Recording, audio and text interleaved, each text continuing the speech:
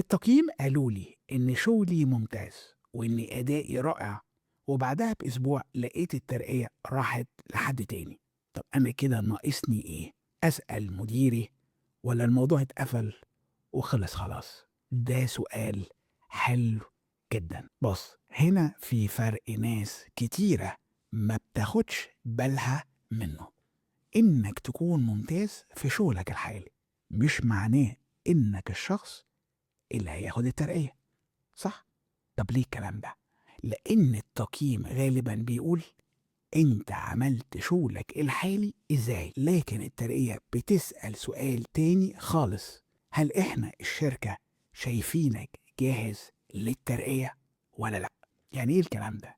يعني ممكن جدا تكون شاطر جدا في اللي أنت بتعمله، بس الشركة شايفة إن زميلك مثلا بيعرف يتعامل مع الناس أكتر، بياخد مسؤولية أكبر، أو مديرك شايفه جاهز للترقية قبلك. وده مش معناه إن القرار صح بالضرورة، بس المشكلة الحقيقية هنا مش إن زميلك اترقى، المشكلة إنك أنت كنت فاكر إنك ماشي ناحية الترقية، وفي الآخر اكتشفت إن الشركة كانت شايفة حاجة تانية خالص ومحدش قالك للأسف.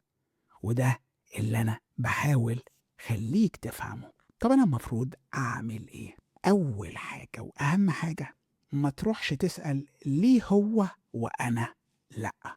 اسأل مديرك سؤال واضح، إيه بالضبط اللي كان ناقصني علشان أكون أنا الاختيار الأول للترقية.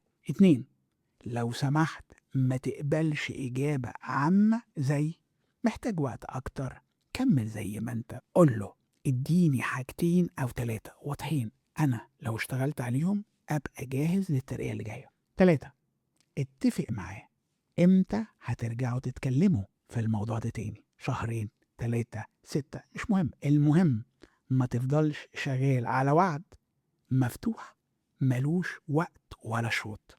وافتكر دايما التقييم الحلو يقول لك إنك شاطر مكانك، بس مش بالضرورة إنهم شايفينك في المكان اللي بعده، فاهمني؟